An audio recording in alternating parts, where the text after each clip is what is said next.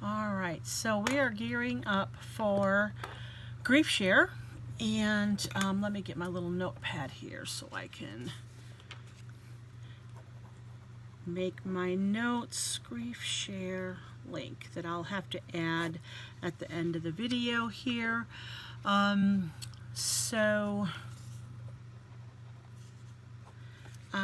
am going to be doing more lives, especially the next couple of weeks as we begin Grief Share. Even if you decide, if you're listening to me and you decide that you want to join Grief Share, there is no, even though this is week 1 coming up next Tuesday, the 27th, you can come in at any point. The wonderful thing about Grief Share is the fact that it does not, it doesn't go like week 1 connects to 2, 3, 4. It's just they're each standalone videos and topics that you can come in at any point. So some churches have different guidelines, which I don't really like, but that's the equal opportunity that we all have as leaders to do how we want to do things. So with that said,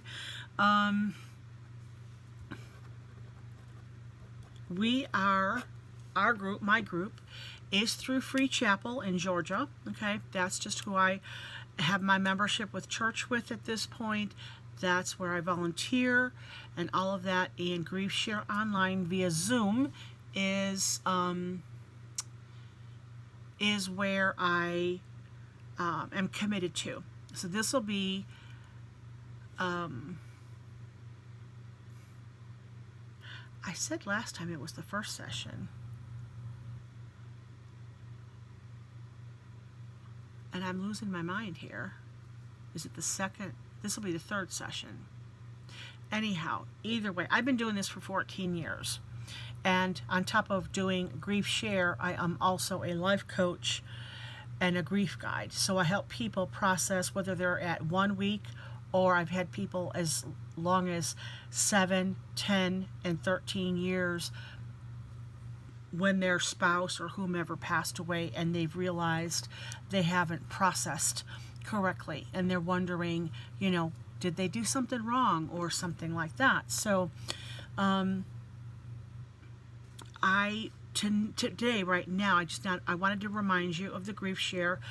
I'll share the link later with how to sign up. You would sign up through thegriefshare.org, and I'll give you that link because they have a whole host of all the churches that offer Grief Share. Hi, Tammy.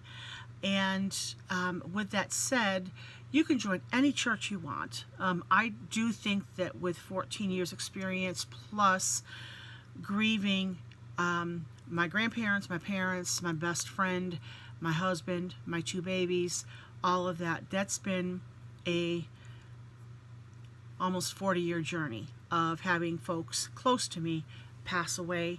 And so I know the variations and the different types of grief because, again, like I always share, it's different with my grandparents, whom I love, than my parents.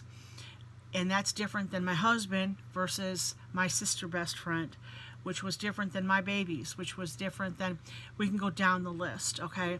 And I've had plenty of friends and so forth. I've had people with cancer. I've had people just quickly die from heart attacks. So I understand the variations and the fingerprint of grief for each person. So I do think that God has given me this calling, if you will, because of experience and because of, you know, there's not enough certification in the world to have prepared anyone to walk through grief, or how do I walk through grief. It's just a matter of, I'm not here to tell you how to walk through grief. I'm just here saying, this is a familiar thing that happens. That's a familiar thing that happens. Some people go through this, some people go through that. It's as unique as a fingerprint, okay?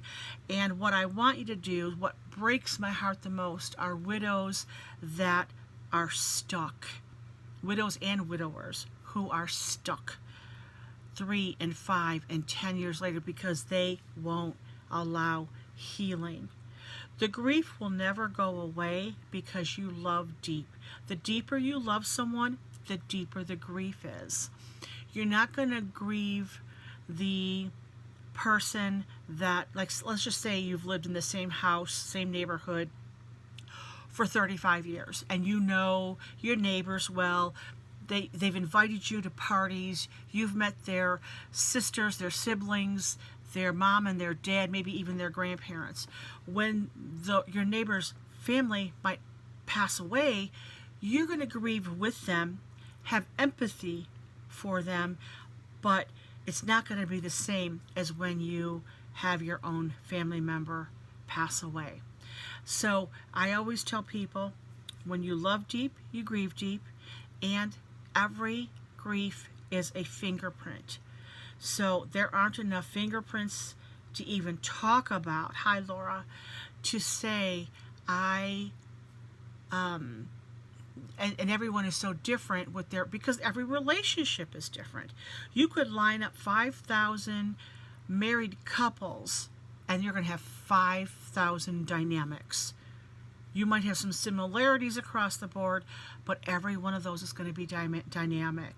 And every sibling that is going to be the same thing. You could have 6 siblings, but you're going to be closer to 1 or 2 of them than the others maybe.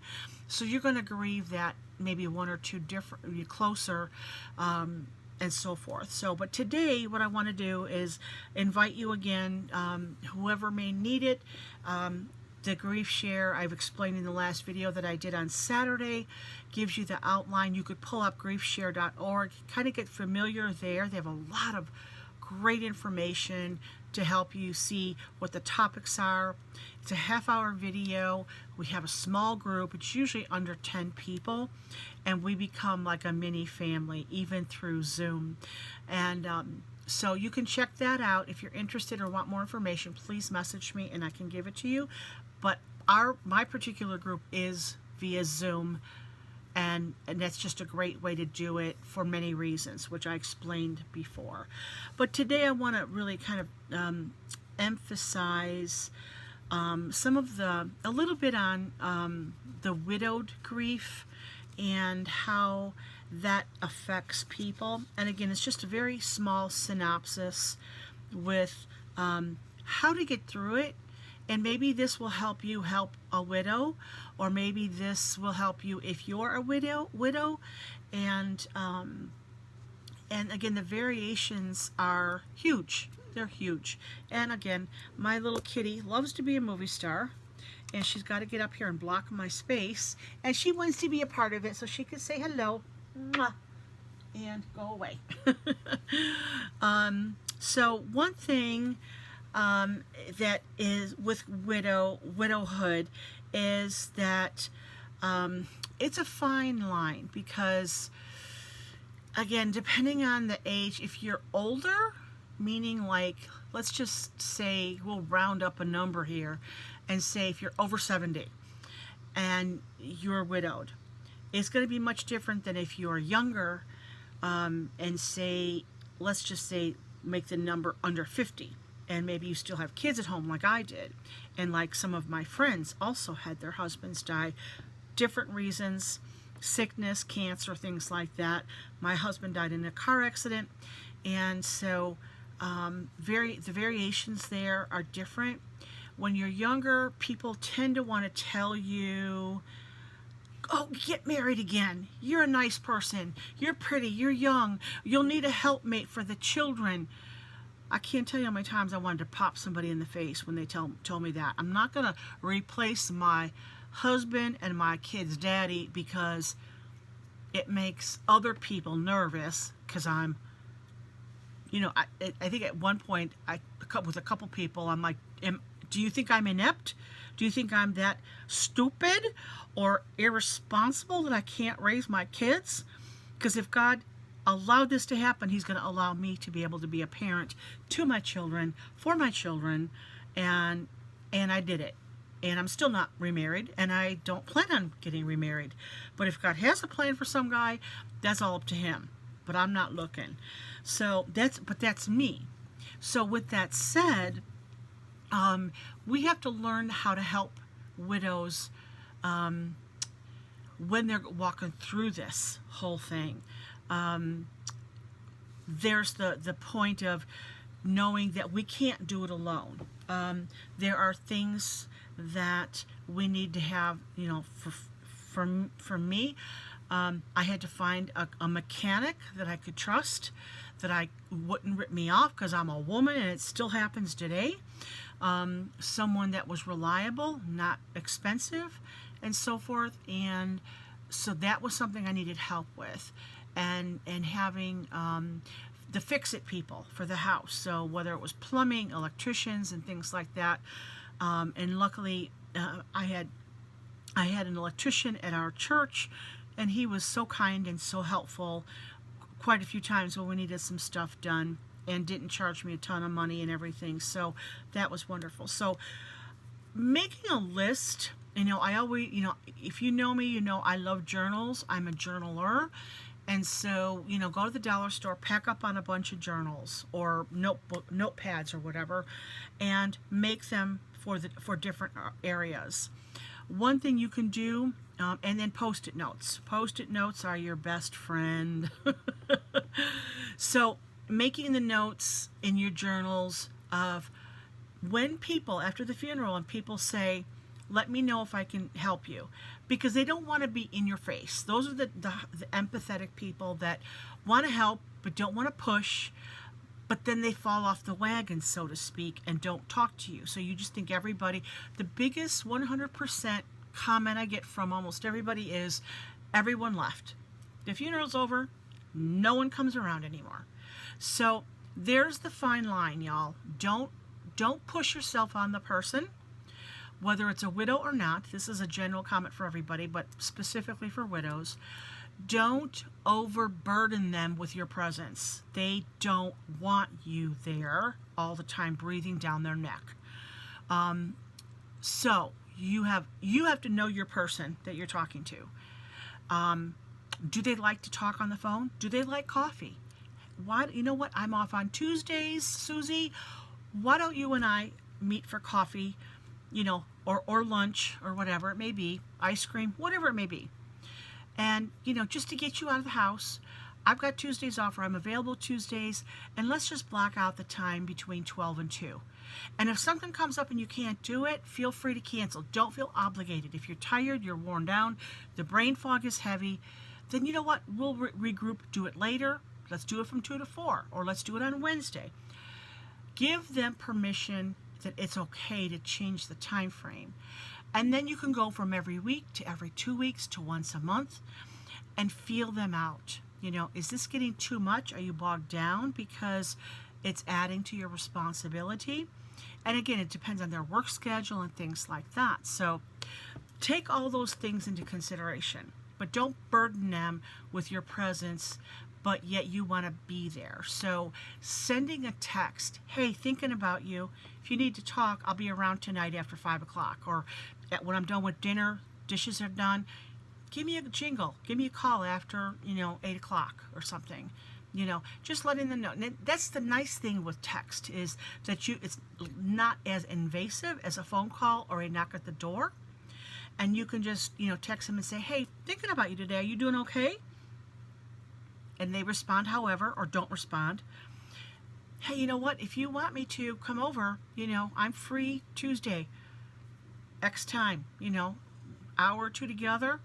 You make the coffee, I'll bring the donuts, or something like that.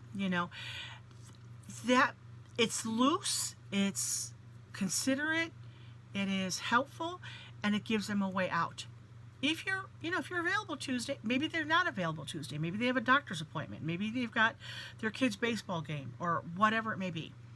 And they can say, no, but you know what? Maybe Friday, does that work for you? Because we shouldn't be alone all the time.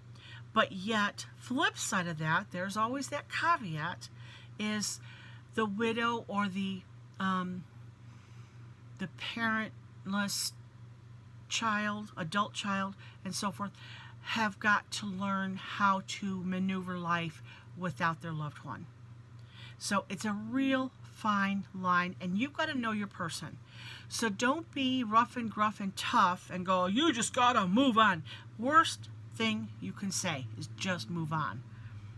If I could have put sour milk in every person's mouth that said, just move on, I would have done it. I would have put a straw in their mouth and shoved it down their mouth and let them gag on it, because it's an irritating, inconsiderate, and y'all, I don't play games with these kind of things, because I've been through it.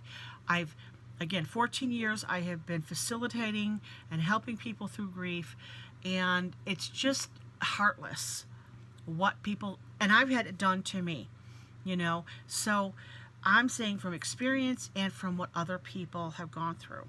And again, everyone is a little bit different. You have to know your person, and you have to know yourself if you're walking through it. So you can't do it alone. Find your 1 or 2 or 3 people, no more than 3, of close people that you can say, you know what, I just need to cry. I feel like I'm on the verge of just overflowing like Niagara Falls. And you know what, when you go over there, bring a box of tissues and a plastic bag. So there's the bag. They can blow their nose and put the tissue right in the bag, and you can laugh about it. You even brought the garbage bag with, and then maybe bring them a little treat, some little package of chocolate candy or something of the sort. So know that, don't tell them, don't order people around. Just say, you know what, if you need someone to mow the lawn or check your furnace or whatever, my husband can help you out, or whatever it may be. Let us know. Do you want me to write it on a Post-it note for you and just leave it on your refrigerator? That's a nice thing to do. Facing the emptiness, the void, the sadness, the hard choices that have to be made, the doubts, the fears, the sorrows, on top of learning how to live without your person. And again, specifically for widows, men tend to not know how, not always, but the generality of men don't know how to do cooking. They can do a little barbecuing and throw pizza in the oven, but to make a roast or whatever, and their wife did all that major cooking, they're kind of lost. They can only do frozen foods for so long, and Jewel's $6 Monday chicken for so long, right?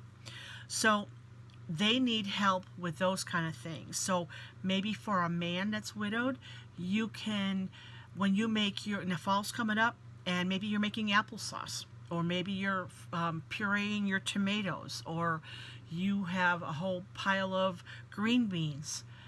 Take a couple of Ziploc bags and label it, green beans, expires, whatever you want to put, and freeze it for them. And say, you know what, here's some pureed tomatoes. Throw that on, put a little bit, and maybe you can even add the spices to it. Put spaghetti sauce, put your spices in there, your onion, your garlic, whatever it is that you put in there, and freeze it for him. He can boil the noodles, and either whether you want to bring the noodles to him and he can cook them fresh. Chili is a great thing, or soups. You guys aren't big on soups, but you know what? It might be a nice lunch thing, and bring him a loaf of nice bread, and he can toast that up or make a grilled cheese sandwich really easy, and then he's still got that nice good stock of vegetables in the vegetable soup or the chili. And then just put those, label them in a Ziploc bag. That way you don't have to worry about the Tupperware coming back, and they can freeze that and have a couple of days of dinner when they're feeling tired and they don't want to cook or worry about cooking. For the women, maybe the husband did all the bills. And I had a friend that said, I wouldn't know where to begin to find a life insurance policy, or where's the checkbook information. I just had the debit card and the checkbook to buy the groceries and whatever.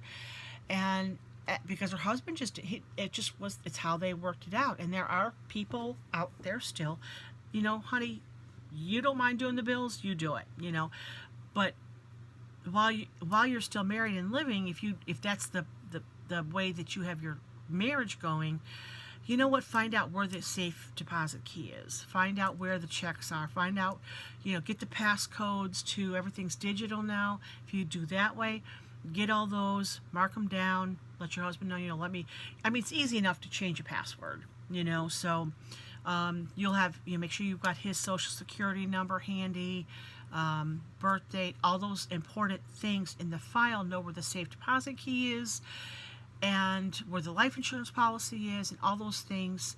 Simple that many of us just take for granted, but when again, I'm going off of experience of what I've been told. I've had other women say, my husband just did all that, and I had to have my adult son come over and help me and find it all, and it took them days to find everything, do everything, because you know what, right after the funeral, you've got to get the death certificates. That's one of the things. You've got to apply for your Social Security, whopping $225, that one-time benefit that you get when you die. I don't know what other states are at, but probably in that same range somewhere. But Illinois, when you die, your spouse will get a whopping $225. Maybe it's $100. Maybe it's $235 now. I don't know. It's probably gone up a couple of dollars, but it's not much. But it'll buy you groceries or get gas in your car. And you got to file that, and you only have so many days to file that. After, I don't know if it's 30 or 60, I think it's maybe 60 days. That's it. Too bad for you. You don't get it. There's no begging, crying, or anything. So you got to do that right away. The funeral homes should direct you. I used Lawn Funeral Home. They were phenomenal, and they knew all that stuff. And they drove me to the courthouse, and they drove me to, they got all the paperwork I needed, death certificate. They ordered the death certificates more than I needed. And he said, with your husband being so young, I think they ordered like 100. He said, because you're going to have to show everybody one of these, and sometimes they want to keep them. This way, you've got plenty. So, all those little things that you just don't think about.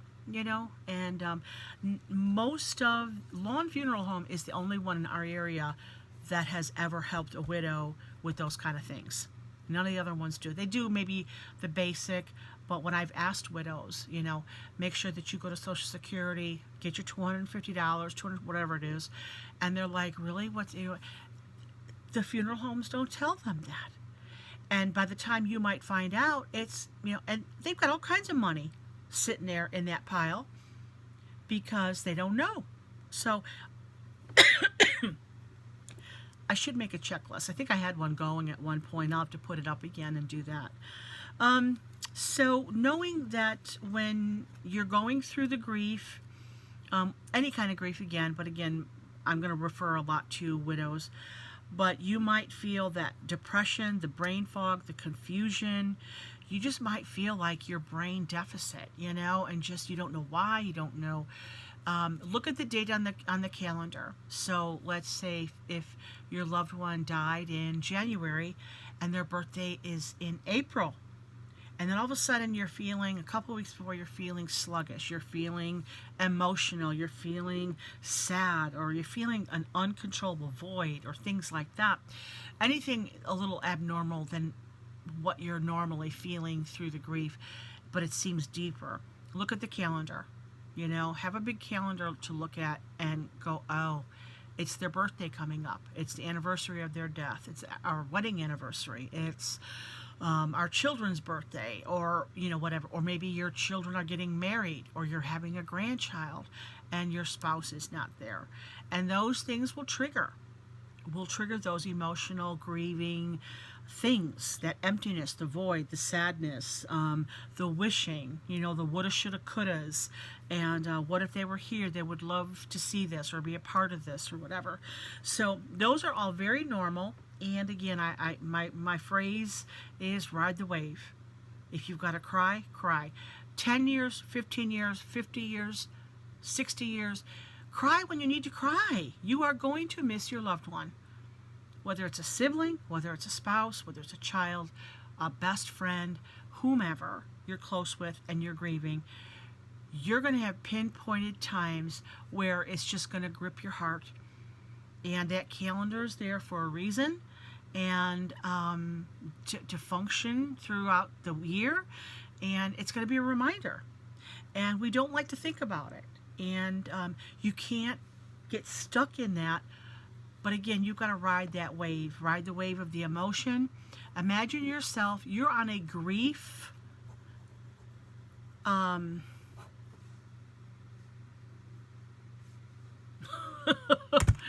what do they call it when you're on a surfboard, grief surfboard. So you're riding that wave of grief on a surfboard. Just imagine yourself when you're feeling that emotional thing. Just close your eyes and imagine yourself in California riding a wave. And if that, I mean, like, I love the ocean, so to me that would bring comfort to me, because I could hear the I could hear the wind, I could hear the waves coming, and I could hear this. I could smell the salty ocean, and to me that brings comfort. You know, find your thing that brings you comfort when you're starting to feel those feelings, when you're feeling depressed or downtrodden, or just like you want to put the covers over your head and stay in bed. Gloomy days might make it worse. Sun, go sit outside for 10 minutes. And 10 minutes sitting outside will just, that vitamin D will just soak into you and just bring you fresh life. Even if it's just a little bit. Hey, Cindy, we're talking about grief and grief share and grieving and how to get through that. So, you know, ride that wave of grieving and how to grieve. And if you can imagine yourself in that place, and again, you'll hear me say, just ride the wave when you're feeling emotional or you're tired, or the fog, the brain fog and so forth. Just close your eyes for a minute or two or 10 minutes and just imagine yourself. For me, it would be comforting to imagine myself on a surfboard, riding the wave out, letting the tears fall, you know, or just laying down on the couch on a comfortable pillow and just closing my eyes for a couple of minutes and just ride that emotion and let it flow, you know. Now, for the person that maybe, I'm not a psychologist or any of that, but for the person that is maybe struggling with depression and so forth, you've got to know your own self. You know, how far can you go in comforting yourself? You don't want to plunge, okay? So find that safe place so that you don't plunge and lock yourself in. And so, but just know those feelings and those triggers, and then you're going to find that place, you know, and you're going to get up and rise up. Maybe it's going to be a warm shower, or if you have a jacuzzi, if you can sit in that for, you know, a couple 10 minutes or something, just to feel the bubbles and that warmth and whatever that comfort is for you, without drugging yourself and without alcohol and things like that would really make it worse. Because sad thing is that people will maybe go into prescriptions and take too much of them and rely on them, and then they go into that down spiral place. You know, alcohol will do the same thing and take you down into that really tunnel that's not good. So find a peace, you know, during that, and again, if it takes you a day or two to get through the sadness because the date is coming up for birthdays or whatever, then just, you know, find that thing that you can do. Looking at pictures, videos, maybe songs that you like to listen to. Those are yours. Those are your sweet memories. And let your mind remember. These are memories that are treasured, and no one can ever take those things away from you. So those are your sweet things, and then you're going to find yourself, like, allow yourself to smile and find that happy heart place when you are in those moments, and think of the fun things you did together. And then at some point you're going to smile a little bit, and, you know, maybe eat your favorite dessert that you like to, you know, have together. But give yourself the grace. Don't bottle it up and pretend that you don't feel it.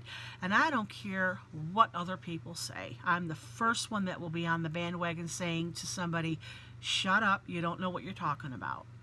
You know, it depends on the person. Some people are just barky and they're just like, you got to move on. You got, and they bark at you. Those are the people that, you know, let them do it once, let them do it twice, but 3 times, you're on my territory now. Get out of my face. I can't listen to you. And sometimes you have to be real firm and direct with people because otherwise they don't get it. And they're going to keep pounding on you. Get over it. Move on. Shut up. You can't be talking about it. Don't be dwelling on it. Don't think about its birthday. Well, how can you look at a calendar and not remember your loved one's birthday? You can't. They have no clue what they're talking about. And if they are and if they've gone through the grief and they don't acknowledge those birthdays, they're bottling things up. I'm sorry, you know, or they're just heartless. So for the person that can't feel the emotions and the love and the tenderness, I would put them on the heartless list over there. And those are the people that you want to keep at, and it's okay to keep them at length. You know, don't invite them over, even for a party, because they're going to bring you all down. So it is okay to say, no, I'm not inviting any more people. And they don't have to know who you're inviting over for dinner or whatever. Just say, you know what, I'm at my max, you know. And who else is coming? You know what? That's up, you know, however you want to word it. I'm not going to indulge, you know, it's just kind of a private thing, and I'm going to have my private party. So you're going to have to learn how to, in your own verbiage and so forth, how to handle people that want to push you into doing something you don't want to do. You know, there was one lady that her kids kept saying, Mom, get out, you know, husband died after like 40 years or something, and she knew she needed to do something because she was retired, but she didn't know what, and so the kids were like, well, you and Dad always like to go bowling, and you should join a bowling league. And you know, she thought about it and thought, okay, well, that kind of makes sense, you know. And they would go bowling for fun or whatever, I guess. And so she went out, joined a league, went out and got the ball, the shoes, the socks, the jersey, all that kind of stuff. She went through it, you know, and realized halfway through it that she didn't like it. She didn't want to do it every week at 3 o'clock or whatever for 12 weeks or whatever they do it. It just wasn't her thing. She liked to do it for fun and just laugh and enjoy. So, but that was a great lesson. Even though she had spent hundreds of dollars for those things, she ended up selling them, giving them away or whatever, but she tried. And so if you try to do something like that, so if you go and join a bowling league or you know, whatever it may be, and it doesn't work out, it's okay, you know, don't worry about it. If you're trying to figure out the way, hi Stacy, and what to do, at least you're trying. It's trial and error, just like life. So brain fog is a really big deal. And then just know, don't think you have a brain tumor or you're sick or whatever. If you just can't keep facts in your head, you can't, you're just having a hard time focusing, like you wake up in the middle of the night or whatever, you know, I would say if you're having some sleep things going on, you know, maybe do a little, lavender, really good lavender, not crappy stuff, not the perfume stuff that you buy at Walmart, but you got to get yourself a good one. You know, I'm a Young Living girl. That's what I use, and I abide by my Young Living. It's the only one for me. doTERRA isn't bad, but I can't hardly say that word. But you need to get a good one, a good lavender, and behind your neck, behind your ears, under your feet. And that kind of helps you relax, you know, and that will soothe you a little bit to maybe help you sleep a little bit. I use wintergreen. Wintergreen is kind of like an aspirin. So if you're really having a hard time and you're not taking medicines, if you're taking medicines, definitely ask your doctor what you can do. Melatonin or magnesium. There's a lot of different magnesiums, so ask your doctor or your pharmacist. If you're taking medicine, ask your pharmacist, you know, can I take magnesium or, you know, melatonin with your prescriptions just to help me like sleep at night and stuff. that's much better than a sleeping pill if you can get away with that and do that. So there are ways to help you with that. Breathing exercises, if you get up to go to the bathroom, just breathe in and breathe out really deep a couple of times, and that really helps. I mean, to really blow the air out of your mouth. Breathe in real deep and then breathe out, and that really oxygenates and helps you. So that's another thing. Here's a little side note too. And I don't want to hurt anybody's feelings with this or whatever, but I just take note of it and let me know what you think. Okay. So a lot of people will, and again, because we're not trained with grief and so forth, but here's one of those words that just kind of drive me bonkers. Oh, I lost my husband. Oh, really? Where did he go?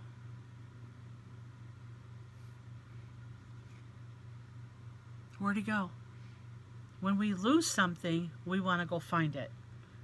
You didn't lose your husband or whomever. They passed away.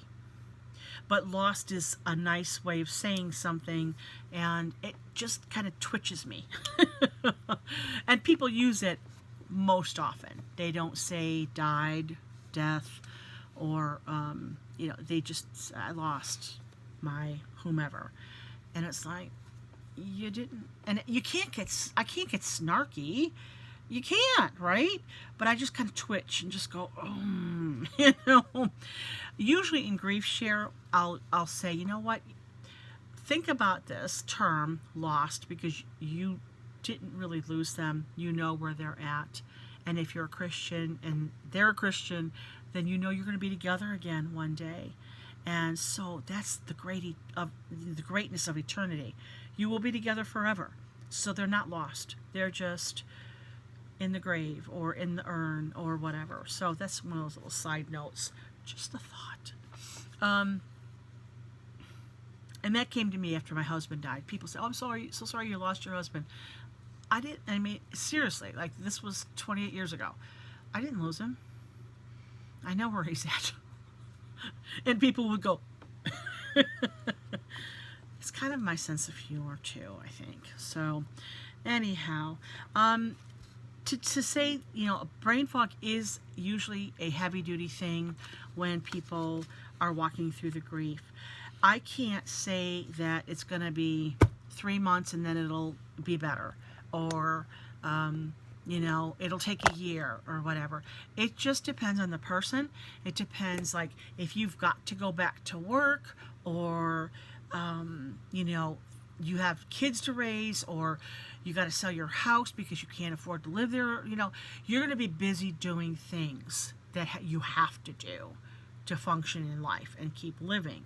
So the fog, it just depends. It just depends on the person.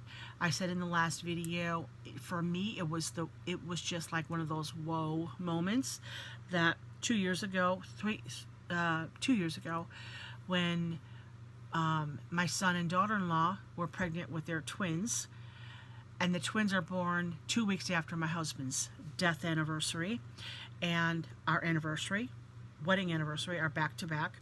And so for some reason, like the beginning of that month, I was just dragging the brain fog, I wasn't super emotional, but I was tender.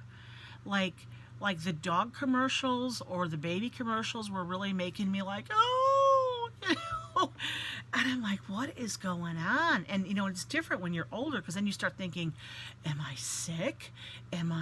What's wrong with me? Or, what's going on? And it took me about 10 days, 2 weeks, something like that, to realize, oh, I always know for the anniversary, I start, the week or two before, I start feeling a little melancholy and so forth. But I adjust. I know that feeling. I ride that wave. But this was deeper. It was just, and I thought, okay, well, worried, concerned with my little daughter-in-law carrying 2 babies. She's a little bitty thing. She's carrying 2, so I'm concerned about that. No, it's more than that, And then when I added it up, I realized that my husband wouldn't be there for the twin grandchildren to be born, tying in so soon to the anniversary of his death, and we would have been married 40 years. So it was just all of that together, all those emotions. So when you really all of a sudden just feel that heaviness or whatever, start putting numbers and dates together and see, it'll add up, whether it's your spouse, your child, whomever, and it'll make sense. For me, when I realized that, I would say it was like the lid came off of the boiling pot, and I was able to get some air. And so for me, when I realized all of that was in conjunction, I was like, okay, I'm going to ride this wave. I'm going to ride the wave. I'm okay. I felt the feelings. I had the brain fog. I didn't expect much out of myself for those couple of weeks, and I let it go. But I still felt the feelings and still had. So it is okay 40 years later if you all of a sudden have that feeling, because maybe it'll be a date triggering. So don't feel guilty. Don't feel bad. Don't think you've got to press it away. And if other people tell you to, tell them, you know what? It's none of your business. And I can feel this way if I feel like it. However you need to deal with it to shut them up. And, everyone's got a different personality. So you say it how you need to say it. I'm a little more direct. I'm a little more tough. So, if someone, the first time I'll say, no, that's okay. I don't have to ignore it. But they don't want to get pushy, and sometimes they will. I'll pull them out, just tell them to shut up. It's none of their business. And I walk away. And I don't, I avoid them then. But they know, stay the distance. So it just depends on the situation. A lot of times too, when you are a caretaker to a loved one, or maybe your spouse was sick, maybe, or whatever, even if they weren't sick, and they pass away, and then you're left, once you have all the finalities done, and the paperwork's done, the funeral's done, and you're trying to get into that new rhythm, and then you start wondering, what do I do now? That's a very common thing. What's next? I didn't ask for this. This came on abruptly. So again, finding that place, finding that that new normal, that's your job, to find the new normal. And again, like the bowling alley lady, she tried it, wasn't her thing, but I think she found some other niche that she just, whether it's volunteering at the hospital, maybe you can go to the NICU and hold babies, maybe, volunteer at the nursing home, maybe teach a class, teach crocheting. You can even do some of those things online and go, do it on Facebook on your page, or make up a page. Crocheting is a great thing. That's a big deal right now. Everyone's crocheting. So that's kind of a fun thing. You can give a link to the patterns or the YouTubes and say, you know what, if you want to, do this together, let's gather together and do a live, and you can teach how to do the crocheting live on a Friday night or a Monday night or something, and people can start following you, and you can all of a sudden have all kinds of patterns, and maybe meet up for coffee or the library or whatever. So many things that you can do. The library loves volunteers. Shelters, animal shelters, they love volunteers too. So many opportunities out there. So many. So find something to help you get out. And if you're working and that's all you can do, then that's all you can do. Don't worry about going anyplace else. But again, referring to someone that's maybe not working and they just have to do something to fill the void. Again, there's that fine line of escapism, staying in by yourself, or just finding something to do to not be thinking about the death, the loss, the void, and finding a new thing to do that brings life, So does that make sense? That's the other thing too. There's one lady, she she got into a couple of groups, different groups, so she was, able to do like 2 or 3 things. She was in a bunco group. She was in a gin rummy group. I guess Rummy Cube is a thing where people get together and play that on a, like bunco, but they do Rummy Cube. And, or if you have a gathering of people maybe from your church or your neighbors, 2 or 3 girlfriends, and there's a good movie coming out next week, you want to go, and you can go to the movies, or during the summer and fall, you've got the farmers markets. We have so many wonderful little shops all across America that you can find your little flea markets or antique shops or whatever and do those. So find 1 or 2 people that will let you do things without reminding you that you're grieving. Unless you want to talk about it, you can set the boundaries. I just need to do something, Sally and Susie, just to get out and do something fun out of my house, and that I'm not thinking and talking about my husband or my child or whatever. Again, not pushing it down or oppressing it, but you just need to like move forward. And those are steps to move forward, not to forget your person, but to be able to function and do something outside your comfort zone, if you will.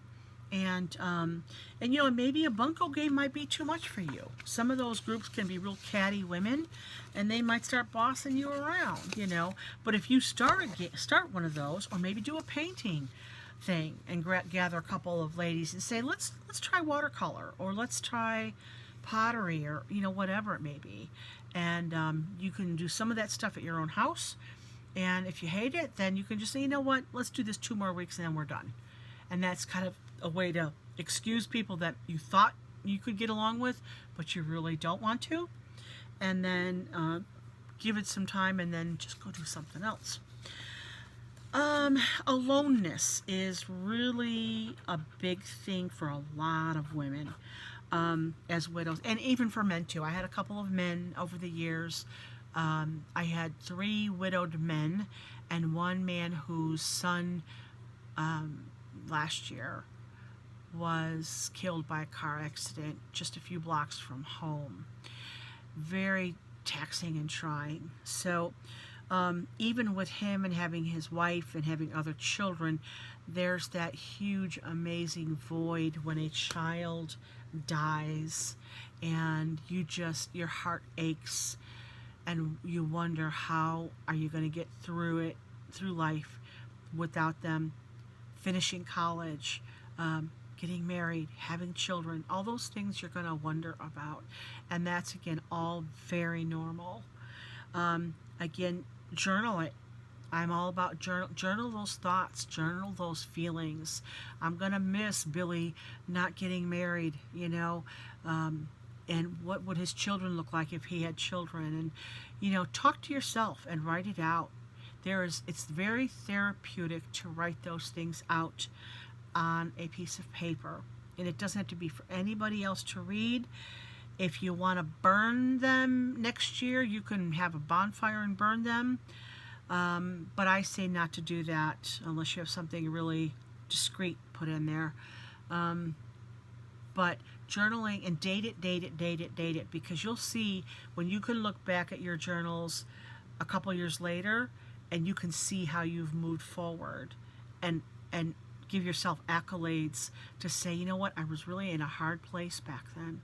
I remember it well. And you'll remember it well. You'll be able to recall it and remember it very well.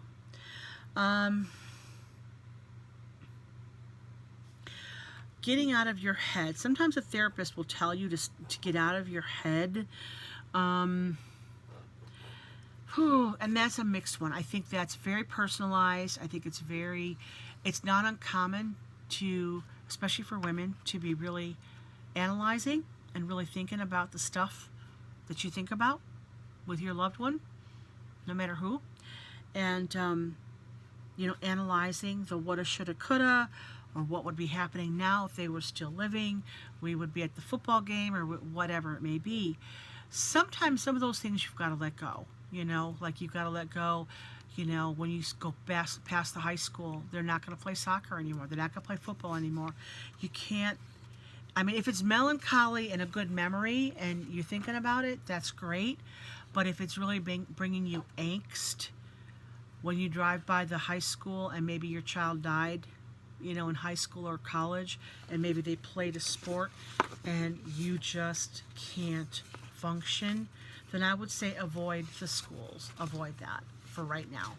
Avoid that pain, because that's not something you need to dwell on in the moment. Okay? You can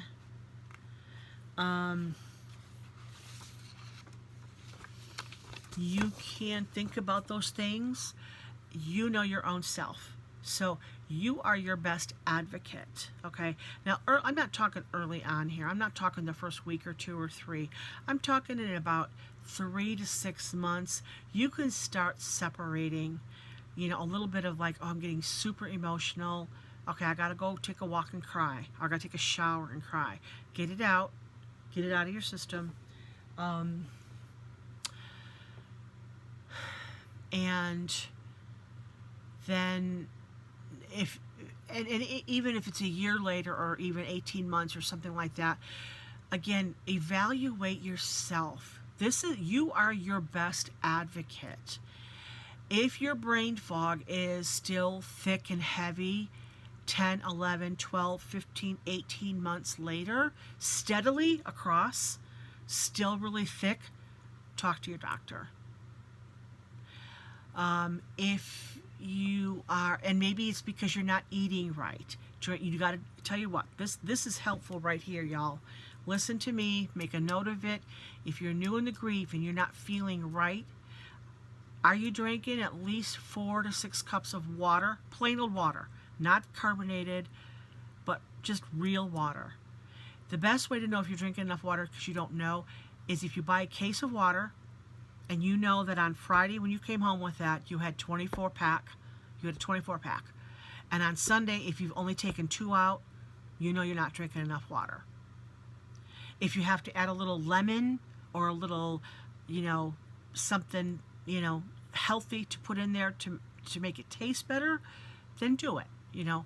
Or drink tea. Tea is good, but you really need water. Enough water to flush out your system. Really super duper important. And I know some people hate drinking water, but you got to find a way to do it. Whether you like warm water, cold water, lemon water. I mean, I literally squeeze a whole lemon into a large bottle of, back when they were still selling the glass Voss water, I started buying them right before they went plastic. And I wish I would have started earlier to buy them, because I don't like drinking out of metal at all. I don't like my coffee out of metal. I don't like water out of metal. I like glass. So I bought a bunch, probably 6 or 7 of those glass jars, and I will fill one of those with water. I like cold water. There's a lot of controversy and people say, don't drink cold water. I usually drink room temperature, but most of the time, especially in the summer, I like cold water. So I'll put ice in there and I put a whole lemon in there, but I love lemonade. You can add a little bit of thyme and rosemary in there, and that really, very healthy. Rosemary and thyme, really, really good. You can get some, you know, fresh ones and freeze them. Pop it in your tea or in your water. It helps that taste, gives you a little bit of taste, and it's really, really healthy for your lungs and for your mind and everything. So drink that water. If you're going to drink some tea, drink some really good tea. Don't do that Lipton junk that's full of chemicals. Get some natural, really good tea. You can make cold tea or warm tea, whatever it may be. If you got to drink coffee, do the coffee. I got to drink my coffee every day, and that's fine, but make sure you drink plenty of water. Make sure you're getting enough sleep, you know, at least like 6 hours. If you can't get 6 hours, try to do some things that are relaxing. Maybe take a little walk, go for a little swim, the breathing in, breathing out. And if that's not helpful, then, and if you're, depending on if you're taking medicine, find out if you can take some melatonin. You can get those on You don't need a prescription. You can get a good one. Don't get the junky ones at Walmart, but you can get a good melatonin or a magnesium that will help you relax. But make sure you check with your pharmacist. Don't talk to the doctor. They're not pharmacists. Talk to the pharmacist when you're doing anything, mixing anything with drugs that you're taking, because the pharmacists are trained to know all the different drugs. Doctors aren't always right with that. I'll tell you that right now. By experience, I know that. So make sure you get your water. Make sure you're getting enough sleep. If you don't have those two simple things, and of course stress is going to come into your life, and again, that's normal. But try to figure out, how can I relieve it? And we get it, that especially the first year, the stress levels are high because of all that you're going through. It's turmoil, it's stress, it's your life has been upside down. So again, give yourself grace. The first year, y'all, you've got to give yourself a year to get through the first of everything. The first of every holiday, the first birthday, the first day. When you get to the point where you're at the first anniversary, that's your full year that you have been able to figure out and live through the season changes, the holidays, Christmas, Thanksgiving, birthdays, anything that you did throughout the year, graduations, and all those things. You've got to experience it and figure out, how am I going to best resolve year 2 to make it less painful. And you have the power to go there. It's just a matter of figuring out what it is. And that's the nice thing with Grief Share. We have 13 weeks to talk about those kind of things. And some people will say, oh, well, for Christmas we did this, or for, maybe for Christmas, instead of doing the traditional, they changed it up, or they took a vacation for Christmas. Some people say, no, I've got to have my Christmas with my tree in my house. Great. So, but you can still change it up and implement new things, and still make it special, and still keep some of those traditions there. It's all about finding out. So that's why it's nice to have a group setting or one-on-one to talk those things through. And I'm winding up here about an hour now, so I am going to the dread. This will be the last thing. I'll kind of just talk really briefly on this one. But the dreading the holidays, the dreading the anniversary date, the dreading having to do the first of anything. The first time you went to a wedding alone without your spouse. For me, it was one of my cousins that got married. And I'm a wedding photographer. And so walking into my cousin's wedding, and I wasn't the photographer, I was just a guest. But it was overwhelming. I just felt that flood of overwhelmness. And I thought, this is not good. I think this is going to be the only wedding I'm going to go to for a while. And I want to say it was probably within the first 18 months after my husband died that they got married. And so I got through it okay, but it wasn't quite the same, because it reminded me I'm not married anymore. He's not there with me. And so I had to come to terms with, how am I going to avoid every wedding? I can't avoid every wedding. I want to celebrate. So here's your perspective. I'm just going to avoid every wedding because I'm not married anymore. My husband is not here. I can't do it. I'm not going to do it. Okay, well then you're stuffing. Okay? And I don't mean to be mean. And maybe the first year, if you've got weddings, you could excuse yourself and say, you know what, it's just too overwhelming for me. I'm going to have to, and send them $50 and just say no to the RSVP. That's okay. But are you going to do that for the next 40 years? Just avoid every wedding because your spouse is not here? That's not living. You've got to find a place where perspective, when you're at that wedding, and I tell you what, I was blessed to not have to say no to any other weddings, because after that there were other weddings that came up, and some of them with my husband's family, and the ones with my husband's family that I get invited to, it is a little melancholy and it is a little sad, but you know what, those are the times that we get to give extra hugs and get extra hugs from the people, and because I went to my in-law, the cousins' weddings and so forth, they were just like, we're just so glad you're here. And you know what, that made me feel valued, because I could have just said no, I'm not going to show up. because it was my husband's family.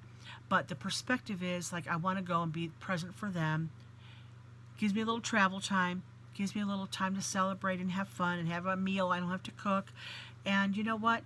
Even though it was a little melancholy, the great thing was to celebrate together and bless them, you know.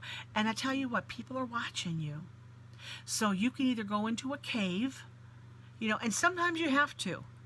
Sometimes you just got to go into that cave and just, I got to stay away from the world right now. And that's okay. But when you're finding yourself doing the cave thing 100% of the time, that's not good. So just perspective and evaluate yourself. So when you're dreading something, make the list. If you've got to make the list, grab your pen and make the list, pros and cons. Can I get through the pros? Can I get through the cons? Which way is better? Because you're going to have some of them no matter what. So I hope that makes sense. I hope that's helpful. I think all my people, I don't think anybody's on now on live with my Facebook. If you're still here, let me know. Did that make sense? Was that helpful? And I hope so. So I plan on doing more of these. I'll be doing some here on Facebook to kind of get you guys into the rhythm, and you can see my flow. I'm very real. I take a very real approach.